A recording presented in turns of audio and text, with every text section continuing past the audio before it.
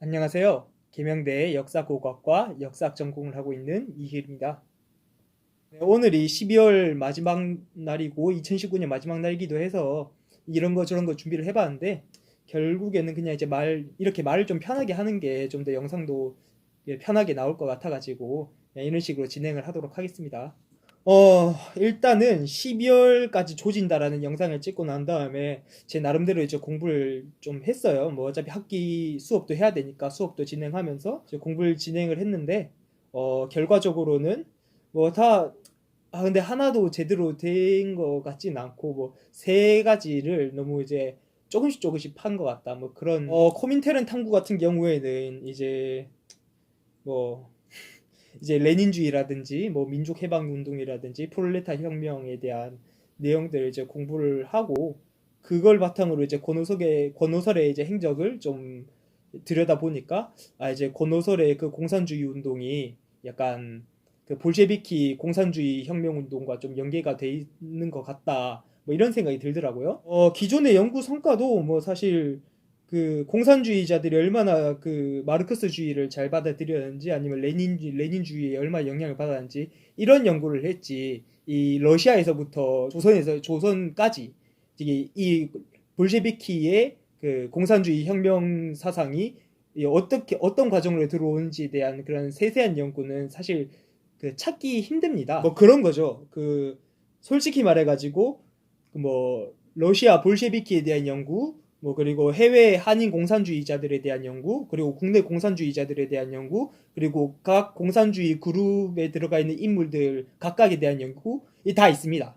다 있긴 한데 이걸 하나로 엮는 그런 연구 성과는 그렇게 많진 않은 것 같아요. 이 지금 제가 지금 공부하려고 하는 이 권오설이라는 사람은 이제 약간 쉽게 말하자면은 진짜 볼셰비키의 영향을 받은 그런 공산주의자인데, 이 사람이 어떻게 해서 그렇게 됐는지에 대한 연구 성과가 이제 없다고 보면 되는 거죠. 그래서 논문 제목을 바꿨습니다. 어떻게 바꿨냐면은 이제 권오설의 공산주의 운동 연구, 1920년대 초기 한국 공산주의 운동과의 비교 검토를 중심으로, 이렇게 바꿨습니다. 기존의 권오설의 사회주의 운동 연구랑 뭐가 다르냐라는 생각들을 하실 텐데, 사실 공산주의와 사회주의는 약간 좀 다릅니다. 이제 사회주의가 공산주의보다 훨씬 큰 범주인데, 이 사회주의를 놓고 이제 두 가지 갈래로 다닙니다. 하나는 이제 사회주의를 이제 천천히 이룩해 가자, 뭐 그런 느낌이 강한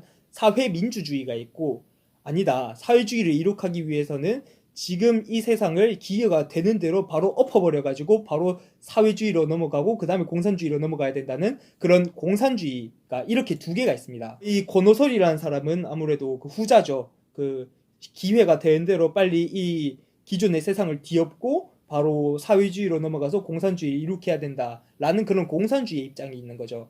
그래서 그 전에도 이제 이런 생각을 하기 전에도 이제 서론을 한번 계속 써보려고 노력을 했는데, 결국에는 이런 생각 정리가 돼야 이제 서론이 쭈루룩 써지더라고요.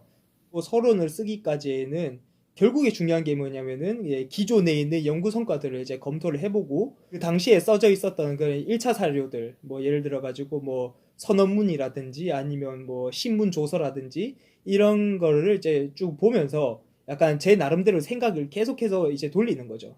그래서 이제 기존의 1차 사료들을 보면서, 내 나름대로 이때 당시에 사건이 어떻게 흘러갔는가 먼저 파악을 한 다음에, 저와 비슷한 그런 공부를 한 이게 기존의 연구 성과들을 이제 쭉 검토를 해보면서, 이 사람들은 이걸 공부하면서 어떤 관점으로 이걸 봤더니 이런 생각들이 나오고, 그 생각들이 내 생각과 어떻게 똑같고 어떻게 다른지, 그걸 이제 비교를 해보니까 이제 어느 정도 이제 논문을 어떻게 써야 되겠다라는 이제 감이 오게 되는 겁니다. 그렇게 해가지고 생각이 이제 정리가 이제 안 되긴 하죠. 그냥 생각들이 이제 파편 이렇게 있는데, 이것들을 이게 제가 이제 서론을 작성하겠다고 마음을 먹으면서 하나로 이제 구조화시키는 거죠. 그래서 이제 내가 왜 이걸 연구를 하려고 하는 거지? 이게 연구 목적이고, 제가 원래 연구하려는 목적은 이제 권오설의 공산주의 운동이 어떤 배경 위에서 이루어졌고,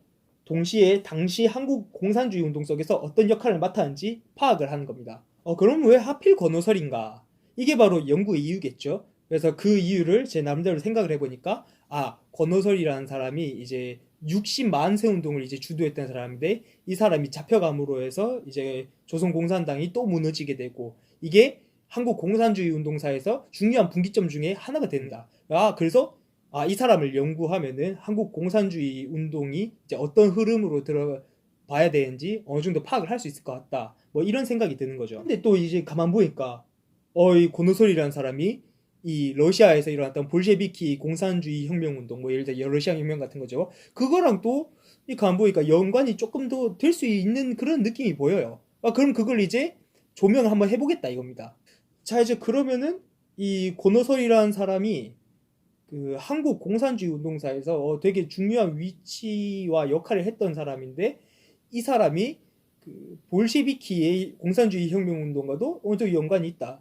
이거 약간 기존 연구에서 이루어졌던 시도인지 일단 한번 확인을 해보는 겁니다. 제가 한번 찾아봤는데 그런 시도까지는 아니고 언급은 한 몇 번씩 되긴 하는데 어째서 이 권오설이라는 사람이 이 공산주의 운동을 하게 됐는지 그리고 그게 어떻게 공산주의 혁명 운동과 연계되는지 어떻게 연관이 되고 뭐 그게 구체적인 내용들이 그 해명이 안 되는 거죠. 그냥 단순히 그런 기록들에만 이제 의존이 돼 있는 상태죠. 하여튼 그런 문제의식이 생겨가지고 이제 제 나름대로 또 단계들을 다 설정을 해놨는데 그 얘기를 여기서 하기에는 좀 시기가 오래 걸릴 것 같고 뭐 하여튼 그렇게 해서 이제 거의 이제 한 달 동안 그 생각이 쭉 이어져 오면서 서론을 쭉쭉쭉 쓰는 거죠.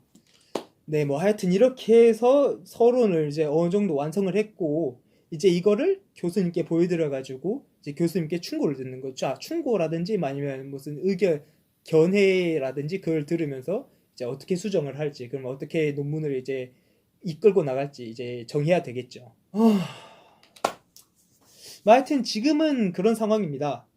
뭐 그래서 정리를 한번 해보자면은 서론을 쓰기 전에 이제 앞서 말씀드렸듯이 이제 코민테른 탐구를 하고 권오설의 행적을 탐구를 하고 기존 공산주의자 연구 성과를 먼저 정리를 한 거를 토대로 제 나름대로의 견해를 정립을 하고 그게 기존에 있는 연구사들과 비교를 해봤을 때 어느 정도 다르고 어느 정도 독창성이 있는지 이제 판단을 한 다음에 그걸 계속 비교를 하면서 이제 내 견해가 점점 이제 변화하고 이제 다듬으면서 이제 그거 어떻게 이 논문을 끌고 나가겠다라는 논리를 이제 서론에다 쓰는 거죠. 그렇게 해서 지금이 딱 그 상황입니다.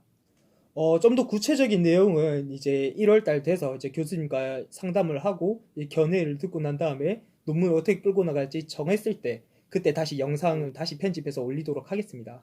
올 한 해 동안 뭐 그래서 그런 식으로 공부를 진행을 했고 이제 4학기 마무리죠. 그럼 이제 과정 자체는 모두 끝났는데 이제 제가 논문을 쓰는 것밖에 안 남았죠. 그래서 논문을 잘 써서 상반기에 졸업하는 것을 목표로 하고 있습니다. 작년에 비하면 되게 편하게 공부를 했고 일은 좀 많이 빡세진 것보다는 대우가 좀 많이 안 좋아졌는데 그래도 뭐 공부를 계속 할 수 있다는 거에 만족을 하고 이제 내년에는 졸업을 하고 유튜브를 지금 제가 7월 달인가 8월 달부터 개설을 해서 지금까지 하고 있는데 지금까지 여러분들이 잘 보셨는지 모르겠네요. 뭐 이 영상을 통해서 처음 보시는 분들도 있을 테고요. 그래서 일단 제 대학원 생활은 여기가 마지막이긴 합니다만은 적어도 논문 쓰는 과정이라든지 그런 거는 계속해서 업로드를 해서 이제 계속 보여드릴 생각입니다.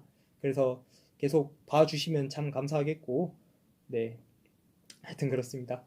지금 시간이 2019년 12월 31일 5시 24분입니다. 아마 이 영상을 보시는 분들은 이제 2020년에서 보고 계실 분들이 훨씬 많겠죠. 그래서 일단 새해 복 많이 받으시고 웃는 모습으로 유튜브를 계속 올리면서 논문도 받는 그 과정을 유튜브에 올릴 수 있었으면 참 좋겠습니다. 하여튼 한 해 동안 고생 다들 많으셨고요. 내년에 뵙도록 하겠습니다. 지금까지 시청해 주셔서 정말 감사합니다.